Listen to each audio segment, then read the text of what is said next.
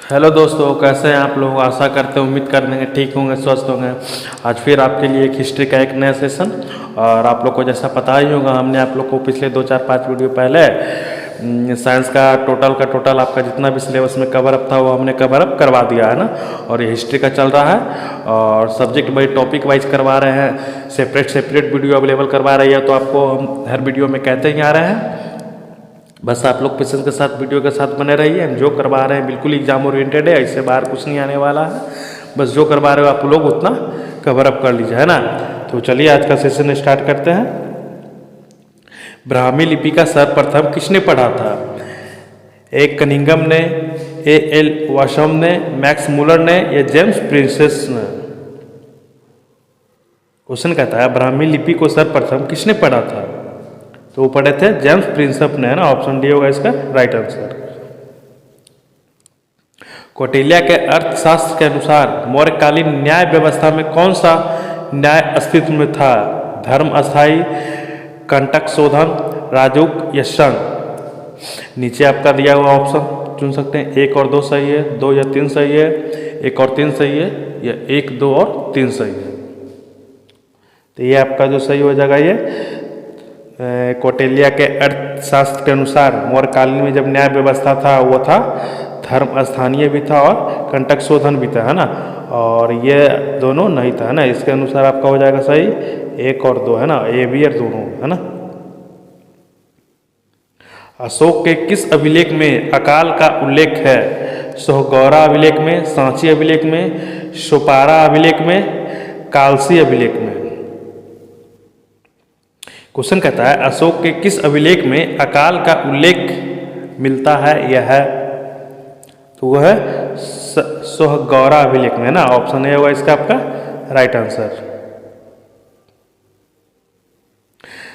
अच्छा, 2 4 लोगों का कमेंट था कि भाई अब क्या, तो भाई हम हर वीडियो में बोलते आ रहे हैं कि हम जो करवा रहे हैं, जो आप लोग को सब्जेक्ट वाइज और टॉपिक वाइज कवर करवाते आ रहे हैं, है ना। जीके जीएस का जितना भी आपके सिलेबस में दिया हुआ है वो बस आप पेशेंस के साथ सुनते रहिए। हमने आपको पूरे टोटल सिलेबस में देखा है कौन सा ये सब्जेक्ट है, कौन सा टॉपिक है। वो हम हर एक टॉपिक, छोटा से छोटा टॉपिक को आप लोग को कवर करवा रहे हैं और करवाते आ रहे हैं। बस पेशेंस के साथ आप वीडियो के साथ देखते जाइए, बिल्कुल एग्जाम ओरिएंटेड है। आप लोग को कहीं कुछ घबराने वाली बात नहीं है। आप लोग के पास बहुत मोर देन इनफ टाइम है। बस आप लोग को वीडियो देखते रहिए, जो भी आप लोग के लिए लाया जा रहा है, अवेलेबल करवाया जा रहा है। हाँ, किसी प्रकार का कोई अगर दिक्कत है, कोई क्वेश्चन अगर हमसे अगर गलत हो रहा है, त्रुटि हो रहा है, तो बिल्कुल कमेंट में करके बताइए। और बाकी जो करवा रहे हो आप ध्यान दीजिए, है ना। वो आप लोग को सेपरेट वीडियो डाला जा रहा है, स्पेशली वो इसलिए क्योंकि आप लोग को बाद में रिवीजन करने के टाइम पे ना हो, है ना।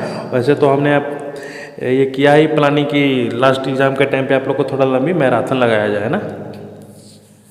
अपने धर्म का प्रचार करने के लिए अशोक ने किन सेवाओं का उपयोग किया था? राजू का, युक्त का, प्रादेशिक का या ये सभी का? क्वेश्चन कहता है अपने धर्म का प्रचार करने के लिए अशोक ने किन सेवाओं का उपयोग किया था?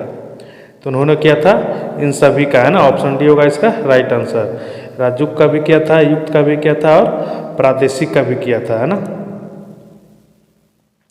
विशाखादत्त के प्राचीन भारतीय नाटक मुद्रारक्षक का विषय वस्तु है देवताओं और राक्षसों का संघर्ष, एक आर्य राजकुमार और कलिबाई महिलाओं की प्रेम कथा, 2 कबीलों के बीच में सत्ता संघर्ष, चंद्रगुप्त मौर्य के समय की राजदरबारी राजनीति?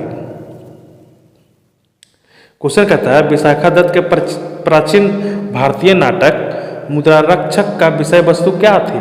तो वो था चंद्रगुप्त मौर्य के समय में की राजदरबारी की राजनीति, है ना। ऑप्शन डी होगा इसका आपका राइट आंसर। प्रसिद्ध ग्रंथ मुद्रारक्षक का लेखक कौन थे? विशाखादत्त, कालिदास, शूद्रक, राजेश्वर? क्वेश्चन कहता है प्रसिद्ध ग्रंथ मुद्रारक्षक का लेखक कौन थे? तो वो थे कालिदास, है ना। ऑप्शन ए होगा इसका राइट आंसर। कौटिल्य के अर्थशास्त्र में मुख्य रूप से किस पहलू पर प्रकाश डाला गया है? उनके आर्थिक जीवन पे, राजनीतिक नीतियां पे, सामाजिक जीवन पे या धार्मिक जीवन पे? क्वेश्चन कहता है कौटिल्य के अर्थशास्त्र में प्रमुख रूप से किस पहलू पर प्रकाश डाला गया था?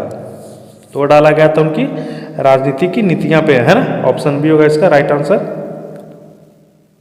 पाटलिपुत्र को सर्वप्रथम राजधानी किस शासक ने बनाया था? चंद्रगुप्त मौर्य ने, अशोक महान ने, चंद्रगुप्त विक्रमादित्य ने या कनिष्क ने? क्वेश्चन कहता है पाटलिपुत्र को सर्वप्रथम राजधानी किस शासक ने बनाया था? तो वो बनाया था चंद्रगुप्त मौर्य ने, है ना। और वो पाटलिपुत्र जो आज के डेट में बिहार की राजधानी पटना नाम पड़ गया, है ना। पाटलिपुत्र का नाम क्या? पटना। निम्नलिखित में से कौन सा स्रोत मौर्यकालीन नगर प्रशासन का विस्तृत वर्णन प्रस्तुत करता है? कौटिल्य का अर्थशास्त्र, मेगास्थनीज का इंडिका, विशाखादत्त का मुद्रारक्षक या अशोक का अभिलेख? क्वेश्चन कह रहा है निम्नलिखित में से कौन सा स्रोत मौर्यकालीन नगर प्रशासन का विस्तृत वर्णन प्रस्तुत करता है? तो है मेगास्थनीज का इंडिका, है ना। मेगास्थनीज का इंडिका कहने का मतलब क्या? इंडिका पुस्तक है और मेगास्थनीज ने उनको लिखा था, है ना। जिस ग्रंथ में चंद्रगुप्त मौर्य की विशिष्ट रूप से वर्णन किया गया वो क्या है? मुद्रारक्षक, मृच्छक कटिक, अर्थशास्त्र, अशोका वदान? तो जिस ग्रंथ में चंद्रगुप्त मौर्य का विशिष्ट रूप से वर्णन किया गया है उसका नाम है मुद्रारक्षक, है ना। ऑप्शन ए होगा इसका राइट आंसर। कौटिल्य किस शासक के प्रधानमंत्री थे? चंद्रगुप्त मौर्य के, बिंदुसार के, अशोक का या समुद्रगुप्त का? कौटिल्य का मतलब कि चाणक्य, है ना। कौटिल्य का भी नाम था चाणक्य। आप लोग ये भी ध्यान में दीजिएगा क्योंकि ये भी एक अपने आप में एक क्वेश्चन के रूप में साबित हो सकता है ना। तो कौटिल्य वो थे चंद्रगुप्त मौर्य के शासक के प्रधानमंत्री थे, है ना। अर्थशास्त्र नामक ग्रंथ का लेखक कौन था? बाणभट्ट, कौटिल्य, कालिदास, विशाखादत्त? तो अर्थशास्त्र नामक ग्रंथ का जो लेखक थे वो थे कौटिल्य, है ना। ऑप्शन बी होगा इसका राइट आंसर। किस अभिलेख से यह सिद्ध होता है कि चंद्रगुप्त मौर्य का प्रभाव पश्चिमी भारत तक फैला हुआ था? कालसी अभिलेख, अशोक का गिरनार अभिलेख, रुद्रमान का जूनागढ़ अभिलेख, अशोक का शोपरा अभिलेख? क्वेश्चन कह रहा है किस अभिलेख से यह सिद्ध होता है कि चंद्रगुप्त मौर्य का प्रभाव पश्चिमी भारत तक फैला हुआ था? तो वो प्रसिद्ध पता चलता है रुद्रमान का जूनागढ़ अभिलेख से, है ना। ऑप्शन सी होगा इसका राइट आंसर। प्राचीन भारत का वह प्रसिद्ध शासक जिसने अपने जीवन का अंतिम दिनों में जैन धर्म अपनाया, वो चंद्रगुप्त मौर्य थे, अशोक, समुद्रगुप्त है या बिंदुसार था? तो वो भारत का वह प्रसिद्ध शासक था जो अपने जीवन काल के अंतिम दिन में जैन धर्म अपनाया था, उनका नाम था चंद्रगुप्त मौर्य, है ना। ऑप्शन ए होगा इसका राइट आंसर। शेंडोकॉटस के रूप में चंद्रगुप्त मौर्य की पहचान किसने की? विलियमसन जेम्स ने किया, जेम्स प्रिंसेस ने किया, मेगास्थनीज ने किया या मैक्स मुलर ने किया? क्वेश्चन कहता है शेंडोकॉटस का रूप में चंद्रगुप्त मौर्य की पहचान किसने किया था? तो वो थे विलियमसन जोम्स ने, है ना। ऑप्शन ए होगा इसका राइट आंसर। निम्नलिखित में से किस पुस्तक में मौर्यकालीन पाटलिपुत्र प्रशासन का वर्णन मिलता है? अर्थशास्त्र, इंडिका, महाभाष्य, अमरकोश? क्वेश्चन कह रहा है निम्नलिखित में से किस पुस्तक में मौर्यकालीन पाटलिपुत्र प्रशासन का वर्णन मिलता है? तो वो है इंडिका का वर्णन मिलता है। इंडिका में वर्णन मिलता है मौर्यकालीन पाटलिपुत्र प्रशासन का वर्णन, है ना। वह स्रोत जिसमें पाटलिपुत्र के प्रशासन का विस्तृत वर्णन मिलता है वह है दिव्यवदान, अर्थशास्त्र, इंडिका, अशोक का शिलालेख?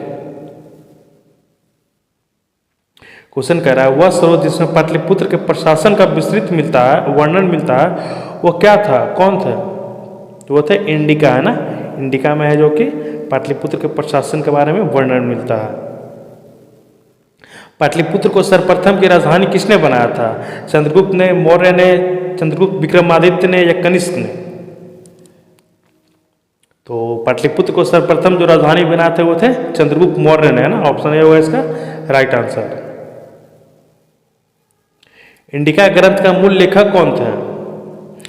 निरयाकस, मेगास्थनीज, प्लूटार्क, डायोडोरस?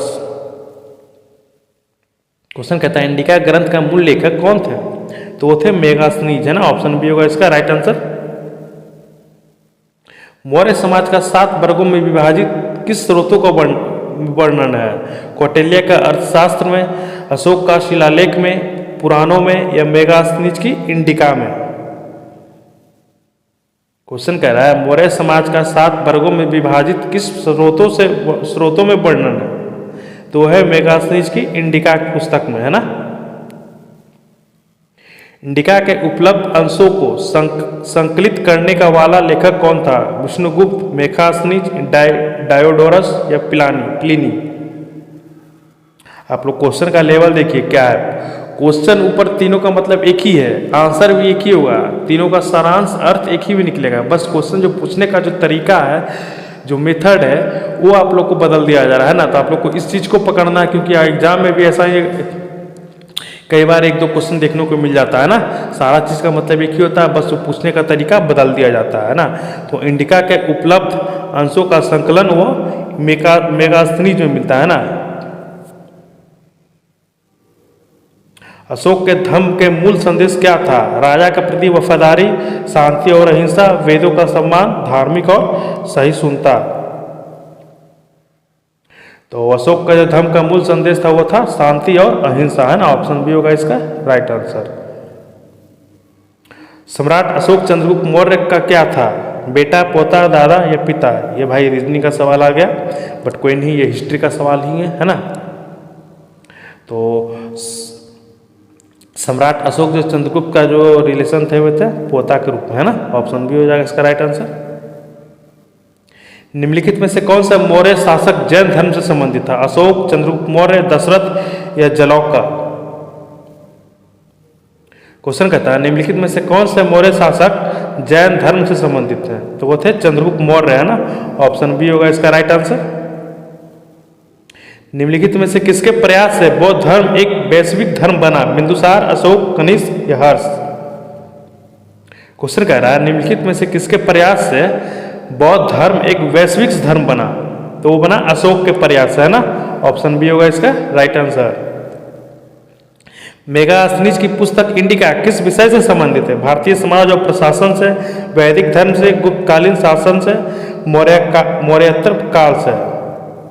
तो मेगास्थनीज की पुस्तक इंडिका लिखी गई है वो संबंधित है भारतीय समाज और प्रशासन से, है ना। ऑप्शन ए होगा इसका राइट आंसर। निम्नलिखित में से किसके मेगास्थनीज की इंडिका को संकलित नहीं किया गया? प्लिनी का, स्ट्रेबो का, डायोडोरस का या एरियन का? क्वेश्चन कहता है निम्नलिखित में से किसमें मेगास्थनीज की इंडिका को संकलित नहीं किया है? तो वो प्लिनी थे, जो कि मेगास्थनीज की इंडिका को थोड़ा कम वैल्यू देते थे, है ना, या नहीं मानते थे, आप ये भी कह सकते थे। मौर्य समाज के पतन के लिए ब्राह्मण प्रतिक्रियावाद उत्तरदायी था, यह कथन किसने कहा था? हरप्रसाद शास्त्री ने कहा था, N.N. घोषाल ने कहा था, D.D. कोशाम्बी ने कहा था, या रोमिला थापर ने कहा था, है ना। आप लोग का यह कथन के रूप में भी आ सकता है। आप लोग ये भी थोड़ा सा देख लीजिएगा, ध्यान दे दीजिएगा। ध्यान देने योग्य है कि यह कथन किसने कहा था। मौर्य समाज के पतन के लिए ब्राह्मण प्रतिवाद उत्तरदायी था, यह कहे थे D.D. कोशाम्बी ने, है ना। अशोक की नीति के आर्थिक परिणामों के कारण मौर्य साम्राज्य का पतन हुआ, यह मत किसका था? तो यहाँ पे भी सवाल वही है, बस यहाँ पे कथन के जगह पे मत लिख दिया गया है ना। तो बात दोनों सेम ही है। रोमिला थापर ने, D.N. झा ने, B.S. स्मिथ ने, H.C. रायचौधरी ने, है ना। तो क्वेश्चन कह रहा है अशोक की नीति के आर्थिक परिणामों के कारण मौर्य साम्राज्य का पतन हुआ, यह कहा गया था B.S. स्मिथ द्वारा, है ना। ऑप्शन सी होगा इसका राइट आंसर। निम्नलिखित में से कौन सा अभिलेख ऐसे 2 धारणागारों का उल्लेख करता है जिनका संकट काल में उपयोग किया जा सकता था? मधुबन ताम्रपत्र, सोहगौरा ताम्रपत्र, पुना ताम्रपत्र, दामोदरपुर ताम्रपत्र? क्वेश्चन कहता है निम्नलिखित में से कौन सा अभिलेख ऐसे 2 धारणागारों का उल्लेख करता है जिनका संकट काल में उपयोग किया जा सकता था? तो वो सोहगौरा ताम्रपत्र में ऐसा उल्लेख करने को मिलता है ना, कि इसमें उल्लेख किया गया था। ये भाई ये क्वेश्चन मेरे ख्याल से ना गलत है ना, थोड़ा सा मिसप्रिंट हो गया है ना।